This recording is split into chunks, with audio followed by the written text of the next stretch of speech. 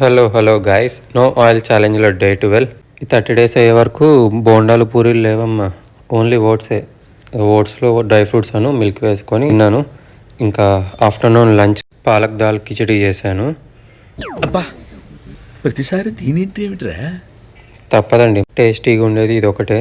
ఇంకా పాలకూర నీట్గా క్లీన్ చేసి కుక్కర్లో కనిపించేవన్నీ వేసాను. తర్వాత పాలకూర కూడా వేసేసి ఉప్పు, కారం, పసుపు, తర్వాత వాటర్ పోసి బాగా తిప్పి స్టవ్ మీద పెట్టేశాను. సైడ్ డిష్కి పన్నీర్ చేద్దామని యోగట్ వేసి మళ్ళీ ఉప్పు, కారం, పసుపు వేసి బాగా కలిపి పన్నీర్ క్యూబ్స్ వేసాను.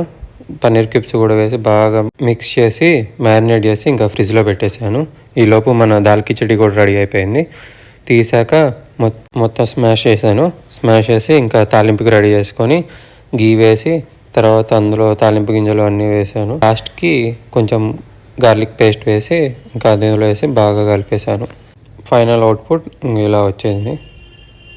మన సైడ్ డిష్ ప్రిపేర్ చేయడానికి ప్యాన్లో బటర్ రాసి పన్నీర్ క్యూబ్స్ వేసాను. వన్ సైడ్ బాగా రోస్ట్ అయ్యాక ఇంకా కొంచెం షేక్ చేసి ఇంకా సెకండ్ సైడ్ కూడా రోస్ట్ చేశాను. ప్లేట్లో పెట్టుకొని కుమ్మేసా. అప్డేట్ కోసం ఫాలో కొట్టు మామా.